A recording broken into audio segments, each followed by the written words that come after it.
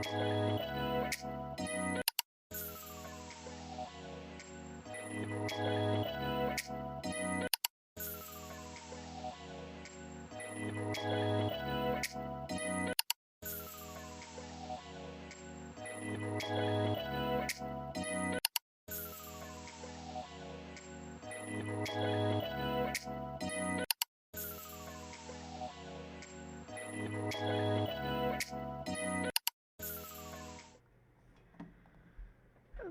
hello.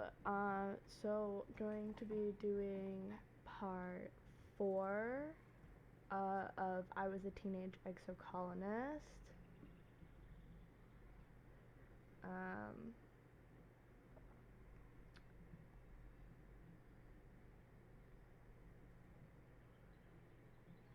for anyone who hasn't seen the last 3 or hasn't played the game yet, basically I am a character who has choices every day to make and has to build up skills to do certain things.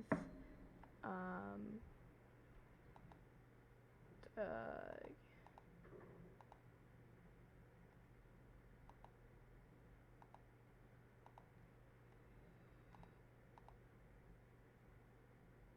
and hold on. Why is it not showing? Oh, there we go. Yeah, so basically, I'm a character and I have to make choices and I run around and build skills. I think it's pretty fun, but yeah, okay.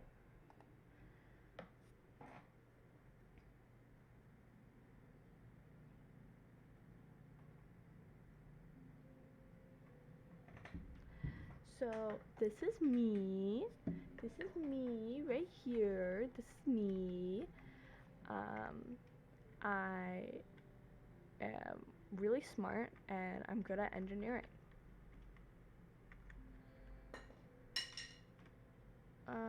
So I'm really happy. So I think I'm gonna go to school.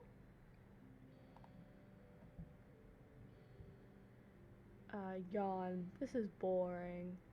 Or pay attention.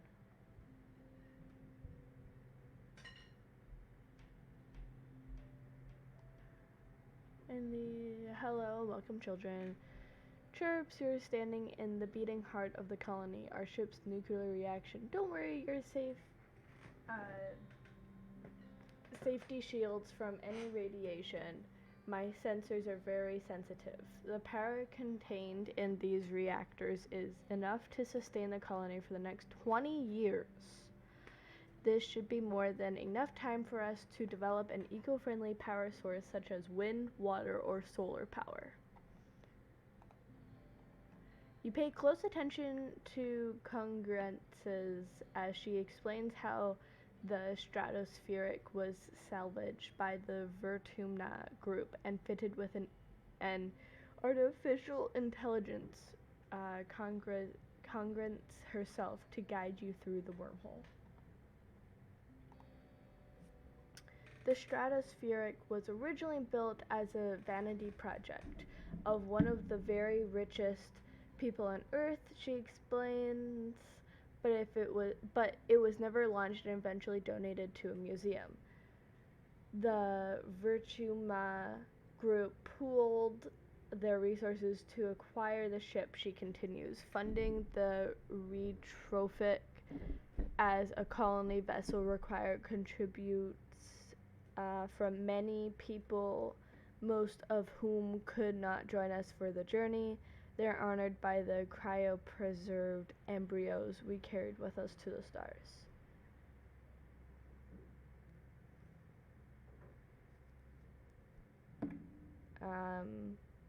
Okay, so I have 4 options.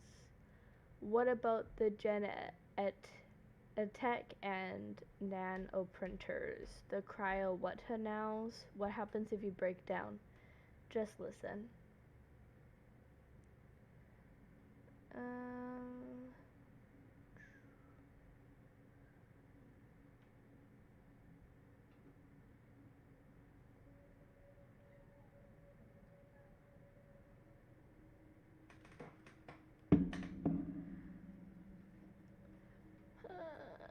hate being indecisive. Ah! Well, oh, I can do all of them. Well, hopefully that won't happen for quite some time, bearing something physically incapacitating me, such as massive power failure or a concerted attempt to destroy me. I am naturally self-repairing and resistant to attempts to manipulate or infect me with viruses. She smiles. Don't worry about me, children. I'll likely be here to teach your great-great-great-grandchildren. That is a scary thought. That is really scary. What about the Genetech and nanoprinters? You point out that there's a lot of technology aboard for a plucky little spacefaring colony. Where did it all come from anyways? Just smiles. That technology was acquired for the betterment of humanity, she replies. Do not concern yourselves with the specifics. Cryopreserved embryos. Repeats gently. Donated by those who helped found our colony, though they are not here with us. May their legacy continue with us. At your blank look, laughs. Perhaps this is a topic better suited to life sciences, or if you require further information through independent studies with chief steward antecedent or chief engineering instance. Wonderful work, everyone. You all paid attention very well today. That will make this pop quiz much easier for you. Hollow projection into fireworks at the words pop quiz, and the class groans in unison. Laughs over the speakers. Just kidding, she chirps, echoing through the engineering room. You're free to go. Woo!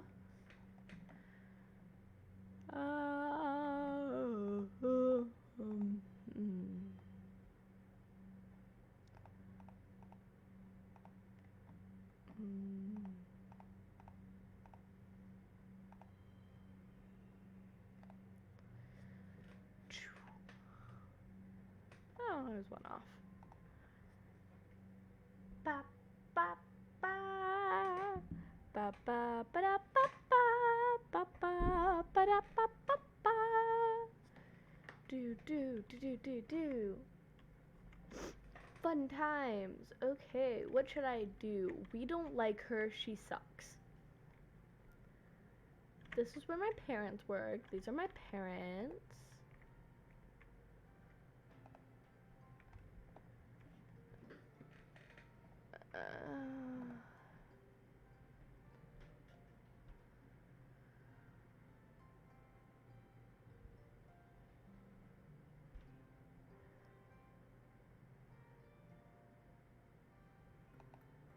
Do I know what he likes and what he dislikes?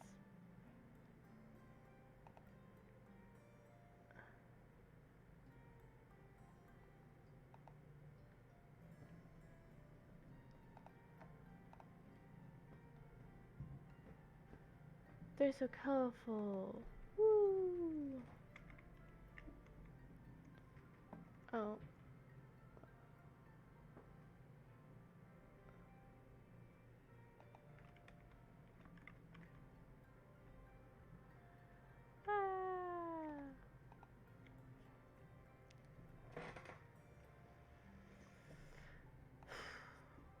Hey! Hello! You show up to deliver depot bright and early, as most of the colony is still yawning and potting around for their morning cup of bleep tea. Seek is there with a large stack of thin white rectangles. Is that paper? Neat, so nostalgic. Yes. Government is quite sentimental when it comes to these things. She even signed each notice by hand. I myself have traded to a holopad for a pen. You deliver a stack of these reports to every council member in the colony. Ask you not to read them, but says it's just boring adult stuff you wouldn't understand anyways. You clench the papers to your chest and nod. Paper. Government sending messages by paper now. Is this a joke? Tell me this is a joke. You shuffle your feet nervously. Seems serious to you. She skimmed the first page, and there's sensitive information in here of all the superfluous technophobic, sentimental foolishness. You back quickly away. Next stop, the cafe. Antecedent takes the notice carefully with both hands. Paper, what a strange idea. And ooh, look, Governor Etiquette has even signed it. What marvelous handwriting she has. I wonder what I'm supposed to do with this once I finish reading it, she thinks out loud. Throwing it in a disembler, it seems far too precious for that. Will I need to get a filing cabinet in here? Wonder, I suppose I can recycle it for craft time. Next up is the expedient's office. Tonin meets you outside. He's struggling under the shifting weight of an enormous crate. It appears that whatever inside wants out. Sorry, Clusycamo, could you just put that down on the bench? I'll take them inside in a minute. Inside in a minute. Another survivor overhears and laughs. The government sending paper memos now. Is she really that old? What's next? Toilet paper? What do they use instead of toilet paper? What? The moment you put the documents down, a gust of wind picks them back up and they fly everywhere. You snatch for them but accidentally drop the rest of the stack you're holding. Scramble to pick them up. This is pointless. What's this? 2 buzz.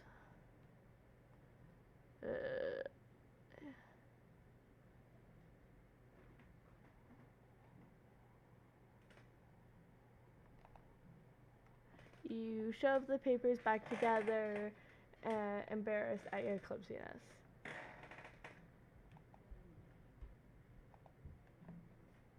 Woo!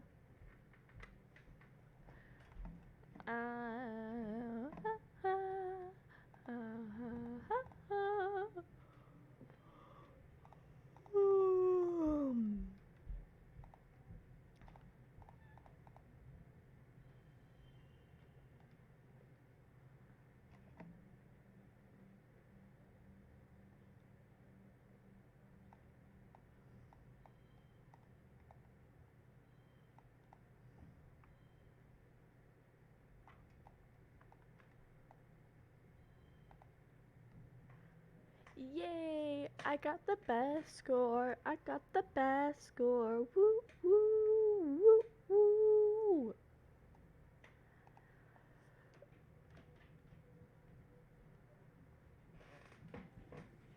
Ugh.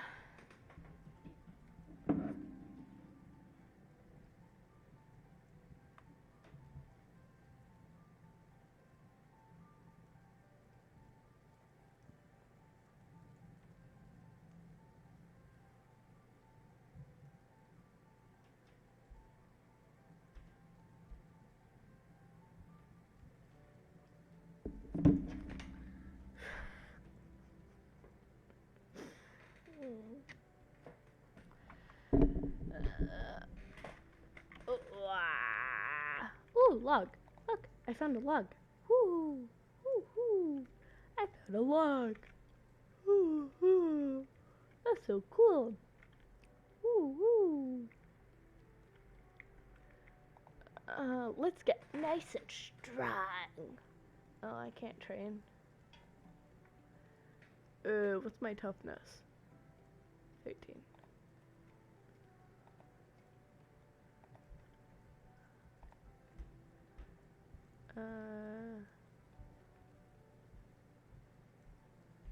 The combat. 10 stress, 1 toughness, 2 bravery.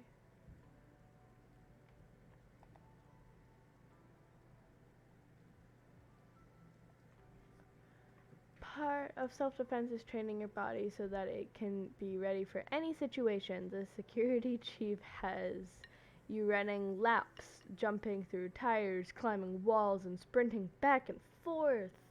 He has the inverted anti-gravity pad that makes your limbs feel super heavy when you do jumping jacks on it and then do them again in normal gravity. It feels like you could jump straight back up through the wormhole.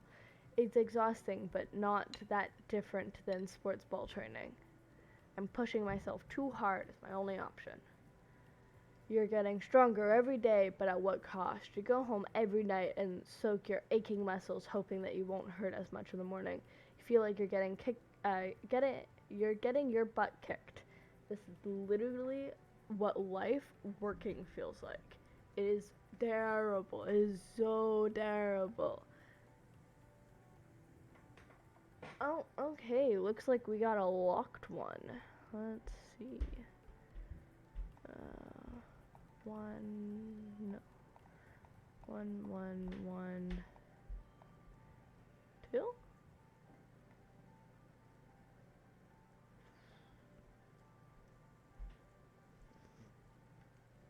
Hmm.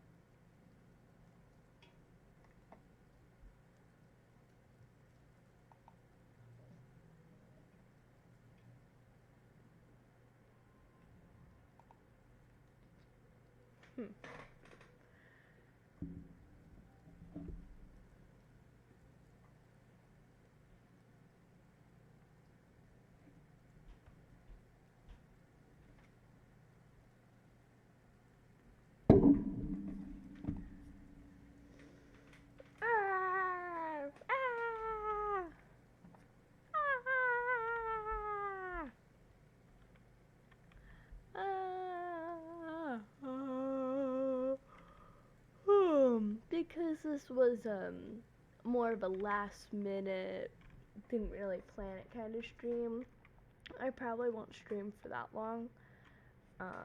Just because nobody's here and it's not as fun. But my hope is to start streaming more again now that school's done and I'm just working. I was resting and sleeping, and I really don't like how long it took me to be able to stream again. But yeah. The classroom's projector breaks down mid-lesson, and Hal pivots the lesson to make it about how to fix a 3D hologram projector instead. He explains that because holoprojectors are so complicated, the colony can't just make a new one. Things like holoprojectors, hoverboards, and Genetech need to be fixed, not just replaced like they would have been back on Earth. Time to fix! Oh, there's so many.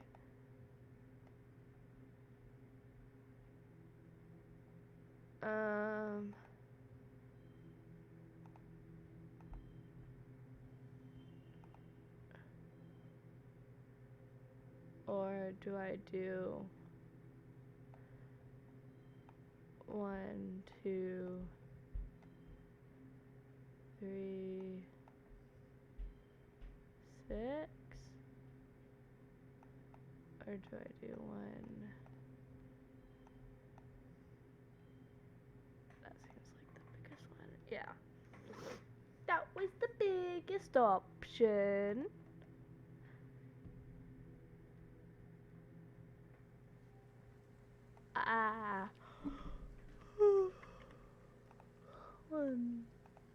Okay, well,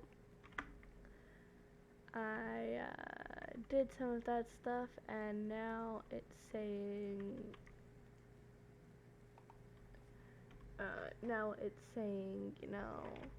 I should probably go sit and rest and relax.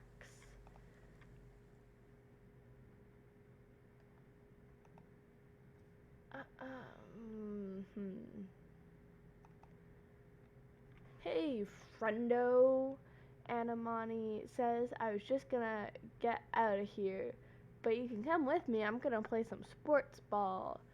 So much for relaxing. Anamoni grabs you by the arm and marches you to the sports ball pitch. which strikes up a game of sports ball that is not strictly regulation. You make up your own rules, even roping her 3-year-old brothers into playing. They're young and they kind of suck at stuff, but it's still fun.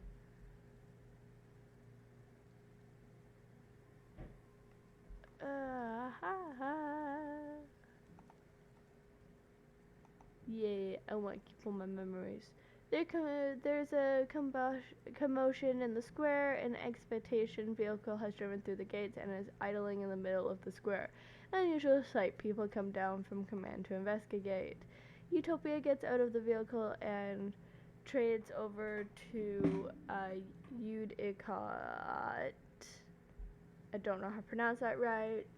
After a brief conversation, you see Udicott gesture for people to unload the vehicle and clear the area. You stay out of the way to see what they're unloading.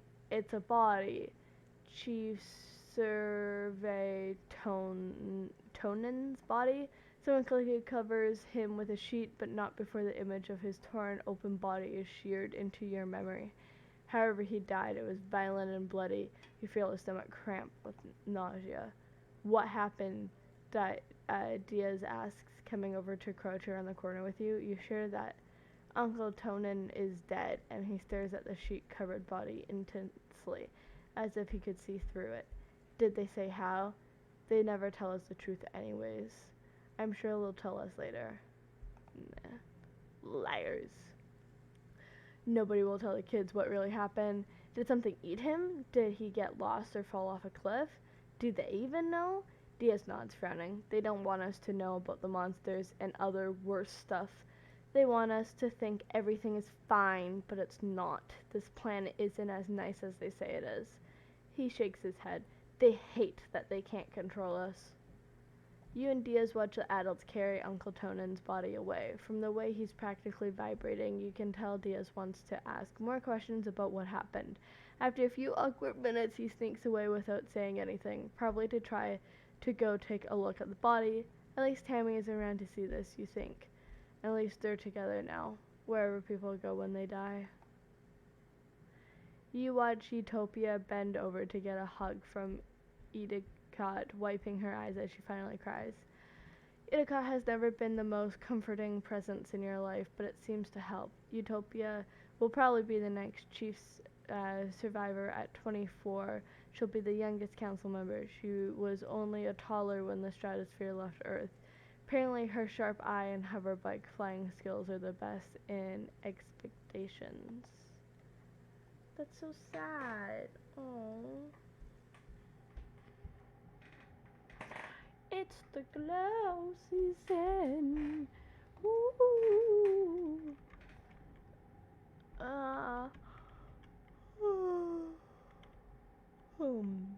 I'm just seeing if there's anything. There we go.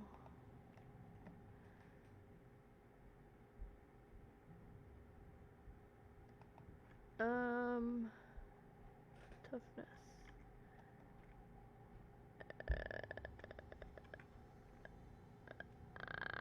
I guess, learn school?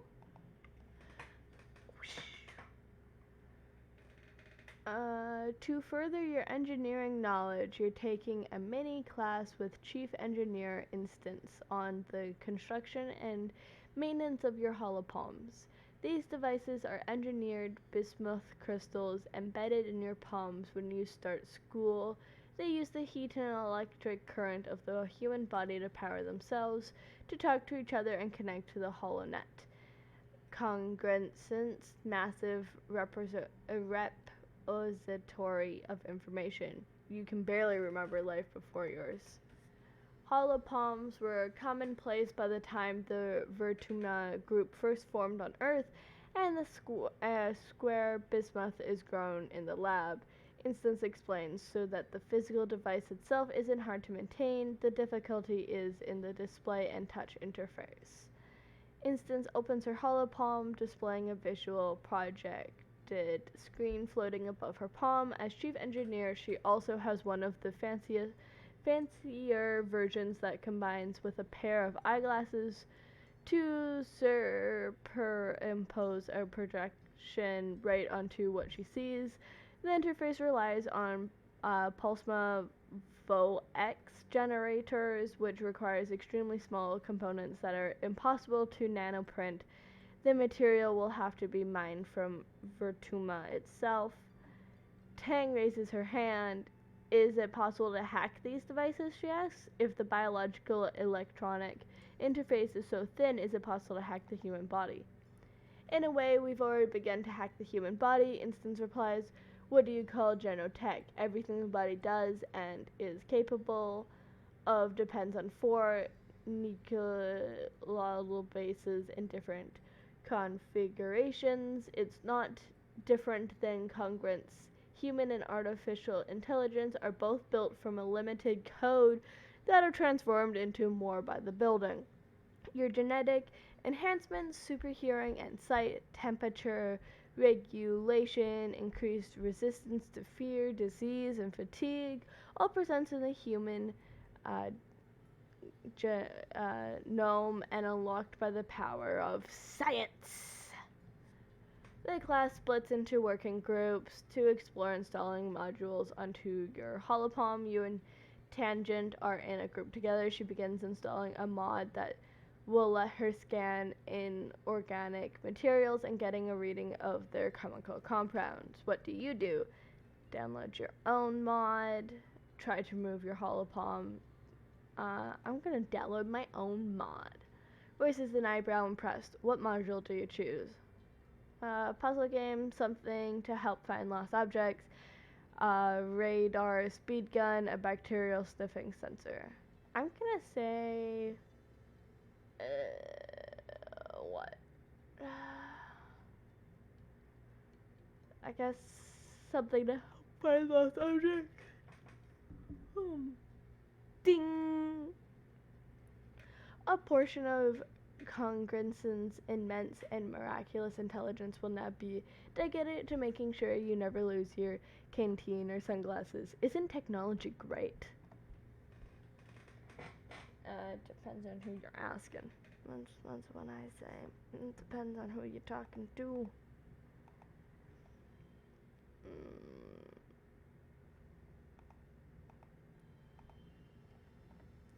Okay, that's 34.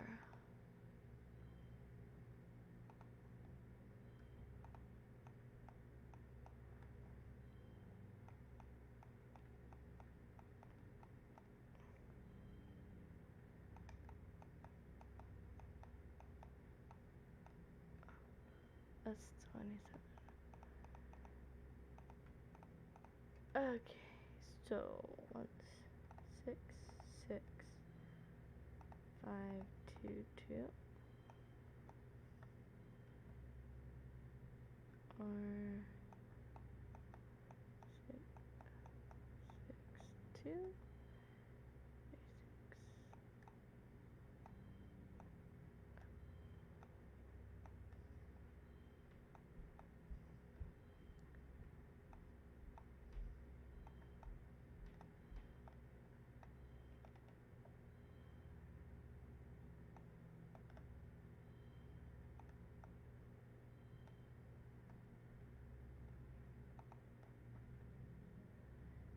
So close. 37 was the highest I could get.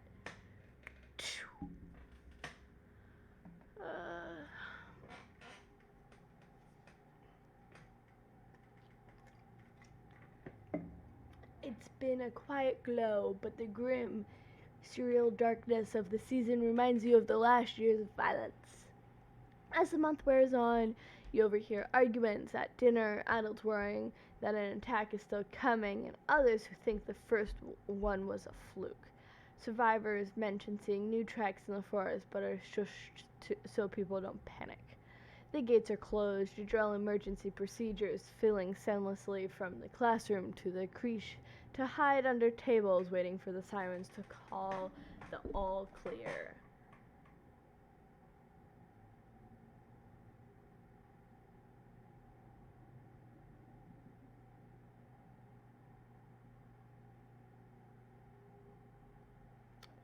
You drill and prepare and worry, but nothing happens. And just as glow is starting to wane, the toxic purple spill of the wormhole fading as the sun almost rises past the horizon again, the sirens start. You're reading a hollow novel in bed when you hear them, followed by the stomp of boots down the hallway outside your quarters. An alert flashes on your hollow palm. Shelter in the creche! This is not a drill! You get another message from your dad. Me and Mom are going to stay in the greenhouse. We're safe. Just follow Auntie Anne to the creche and wait for us, okay? Don't worry. We're way more prepared than we were last year. Love you. Stay safe. You could go to the creche where you belong, or you could follow the security guards and see what's happening at the gates. Just as you peek your head out your door, you're struck by a horrible pre-motion. Someone's in danger in engineering. You blink and shake your head, but the feeling persists. Go to the creche, which is where I'm supposed to go. Head for the gates.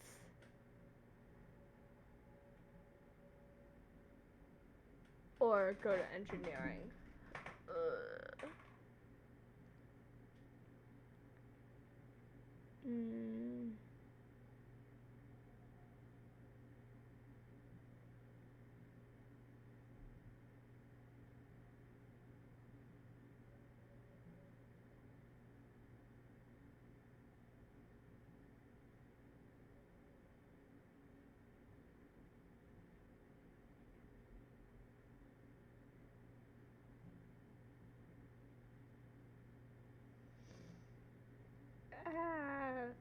What do I do? What do I do?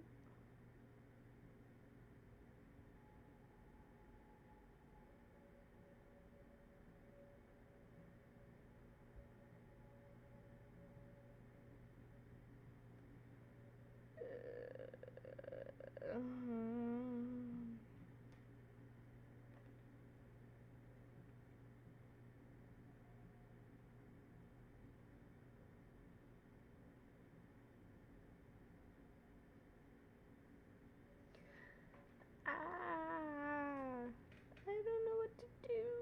I don't know what to do. I don't want to kill somebody. What do I do? What do I do? What do I do?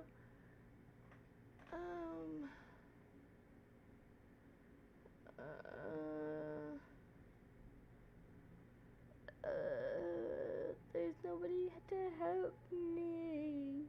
I don't know what to do. I don't know what to do. I'm too indecisive. What if I kill somebody? Okay.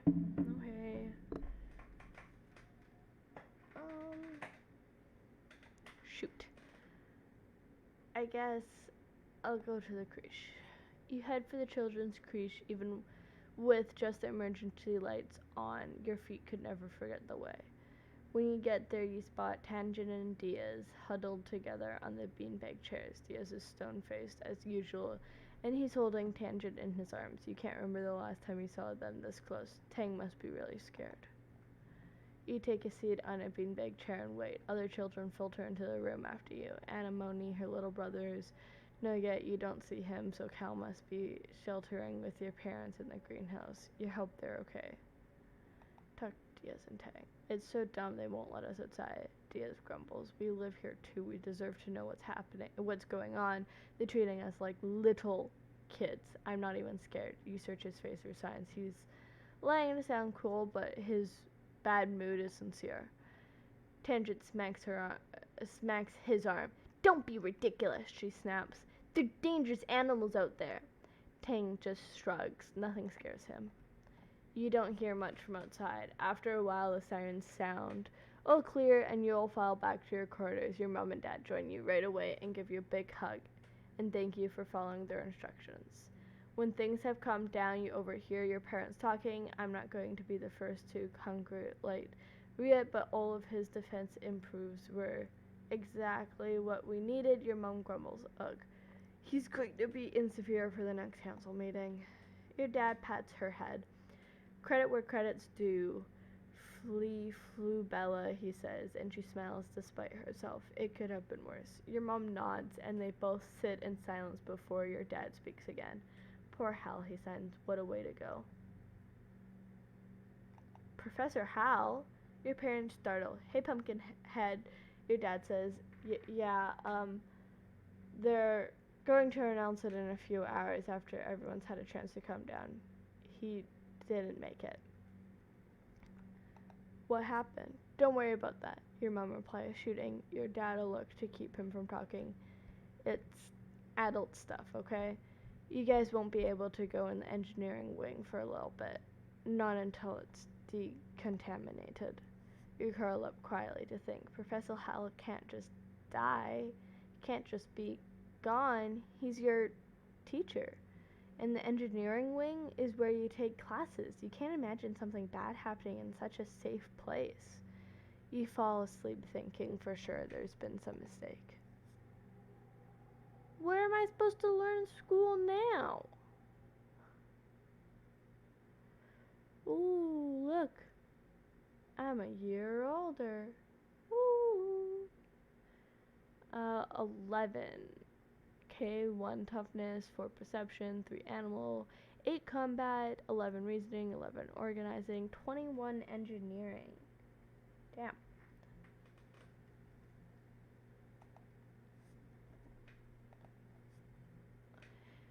Attention is storming around the quad in front of engineering.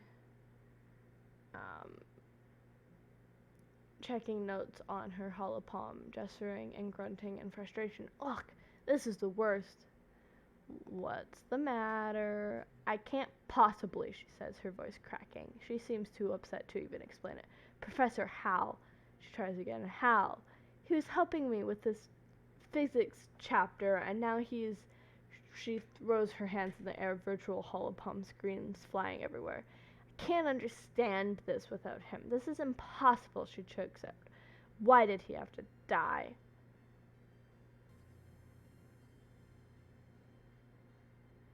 I miss him too. Give Tang a hug. We're all going to die eventually. I feel like she's not a hug type. Tang nods angrily. He was a good teacher, she says. He didn't deserve to die. I wish I could have done something to save him. You both go quiet for a few seconds. Eventually Tang sighs. Well, we can't count on adults to protect us. That's for sure, she says. We'll have to do it ourselves. Can I help you study? Tang looks like she's about to decline, but then gives you a considering look. Thank you, Clusycamo. We might not be able to rely on adults, but we're not alone in this. I have you. Aw, that's so sweet. Oh.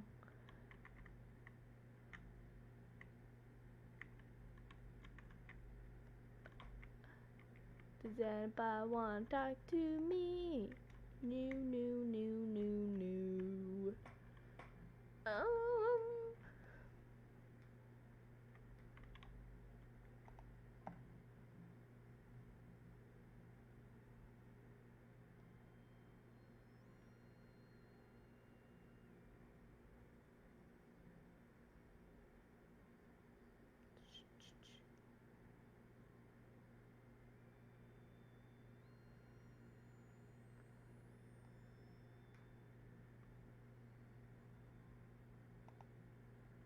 After the first attack on the colony, they added lookout towers to the walls. Then you have a place to hang out if you don't feel like working, and because it's all the way up here, no adults are going to come ask you to run any errands for them. On rainy days, you take shelter under the pavilions and listen to the pitter-patter of warm raindrops on the grass roof. You can do whatever you want. This is the life. The perfect place to slack off. It's nice to help keep watch. It's a good place to study. You pack your hollow colors. The wall is a great vantage point to examine the wild jungle outside the colony. Your independent study even counts towards class credits without having to actually be in class. Oh, hey, Clusycamo. Diaz pops his head up a nearby ladder and looks surprised to see someone else here. Do you mind if I sit here? Sure, there's plenty of room. Heck yeah, come sit beside me. Ew, just keep your stink downwind. Plenty of room. The two of you dangle your feet off the side and watch the valley below. Diaz shuffles a little uncomfortably and doesn't say much. You wonder if this was his private spot to be alone before you discovered it.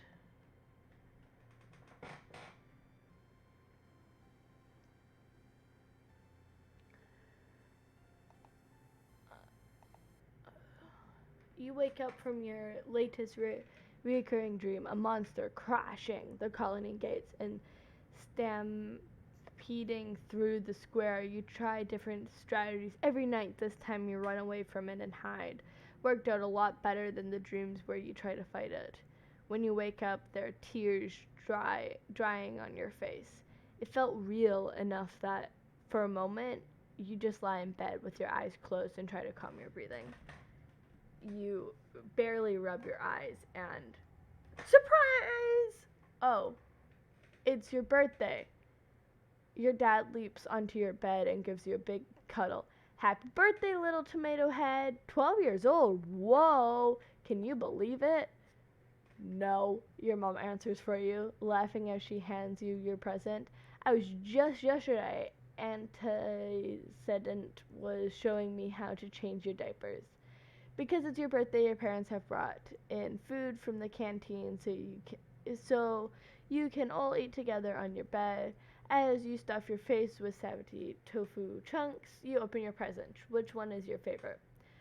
A boutique of exotic flowers from your mom, a stuffed, however you pronounce that, from your dad, a photo honor from your best friend. Let's see. Ooh, plus one. I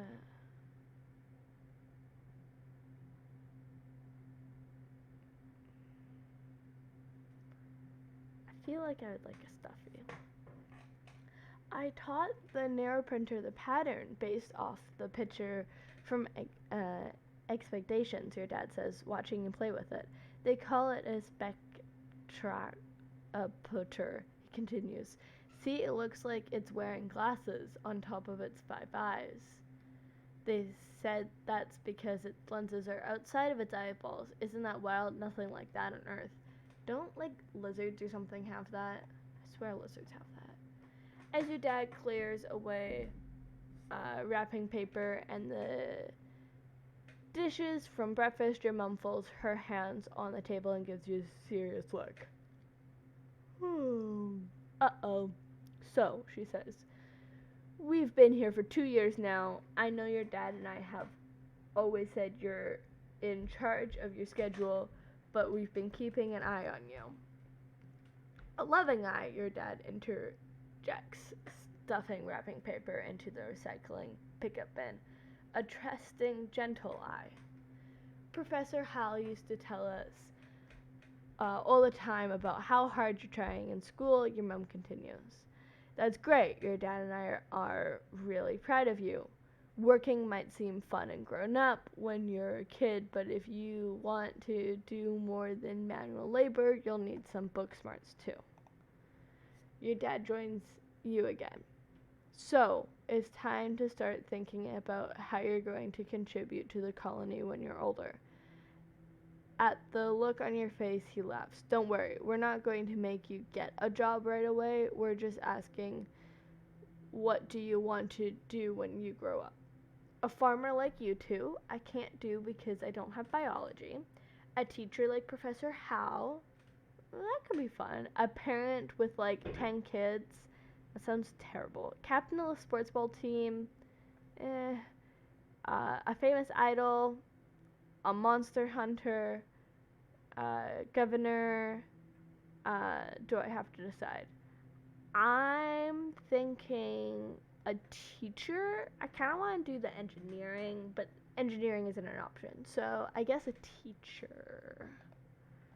Your mother smiles sadly. I'm sure he would have loved to hear that, she says. The colony will need someone as passionate about teaching as he was. Well, your mom starts to get up. I'm sure your friends all want to wish you a happy birthday. She stops and snaps her fingers. Oh, you might not have considered a career as a depot clerk, but Aya and Bernie mentioned their daughter Mars is working there and she needs some help. Now that people can freely order luxuries, it's pretty busy there. Sure, be shoveling dirt, your dad laughs. If you don't take that job, you tell Mars I'll be right there. Your mom rolls her eyes and smiles.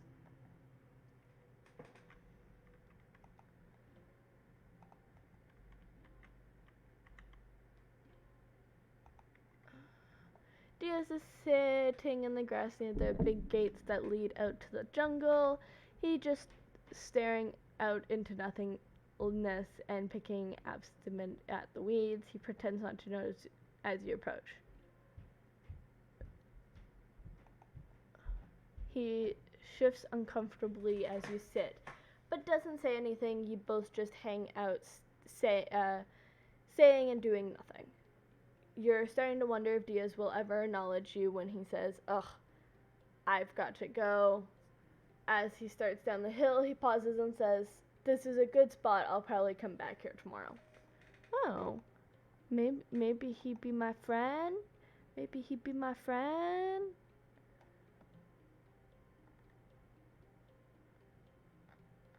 I haven't met any of these people yet.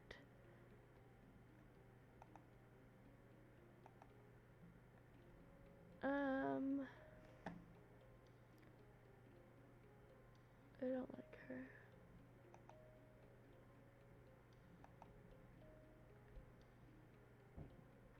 Huh.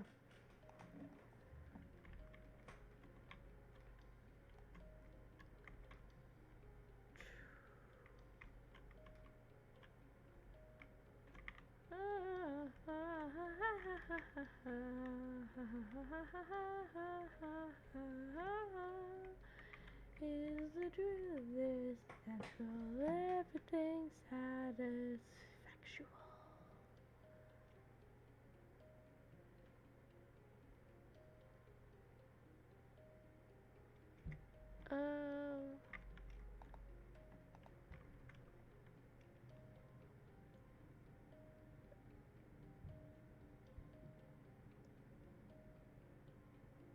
Till heat.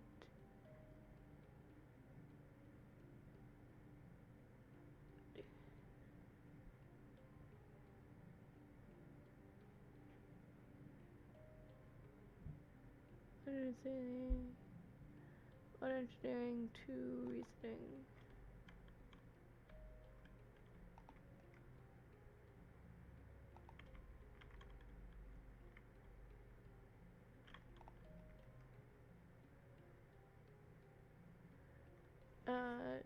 Two organizing, one perception, one friendship, 5 kudos. I guess I'll do this. Mars has asked you to recreate some new members for the secret Fun Times Club. Who do you approach about this? Anemone. Obviously, Diaz, I guess. Dawes, Cal, my dad, I guess. I say Anemone. A club? Anemone says, scratching her nose with the back of her hand. I guess I'm already in a club though. I'll do it, but you gotta hold the meeting during blurb because I got sports ball practice during Yelly. Duly noted, you'll tell Mars to move the club meetings to Second Sun. It shouldn't be a problem. Anemone startles you by jumping on her feet. Cal! Hey Cal! Cal stops what he's doing and trots over. Anemone swings her arm around his shoulders. Do you want to join a secret club? You make the universal sign across your neck for stop talking, but Anemone just grins. What kind of secret club would take me and not Cal? Looks like you got a 2-for-1. Anemone and Cal are both at the next meeting and very excited to be part of the group. Mars looks excited to have more people to boss around. Anemone can be vice president for kicking stuff, Mars announces, for if we need extra security or like if we need to open a door and can't use our hands. Cal will be vice president of transportation, Mars continues. Cal pulls out his hoverboard and grins that he'll be useful if we need to get somewhere fast, or if only one of us does anyway, he can deliver secret messages too.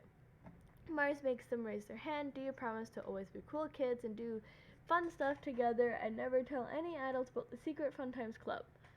Agreed, readily.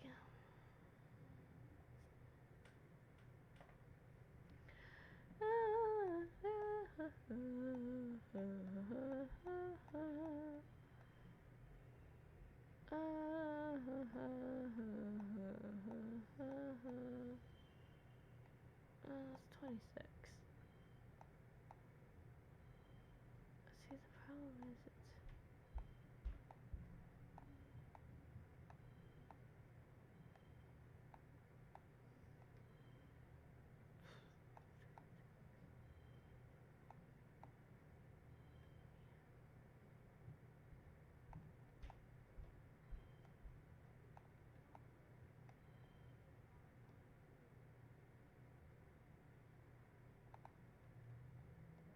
Ooh, it's the highest I can get.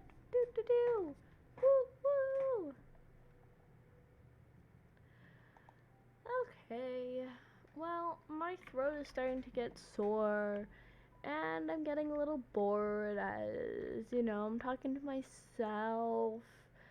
I definitely like playing this game when I have people to bounce ideas off of.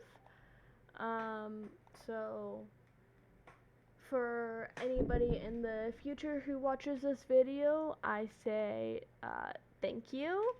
And I appreciate if you like my video. Please subscribe and follow. And yeah, I will hopefully be back soon. Have a good night.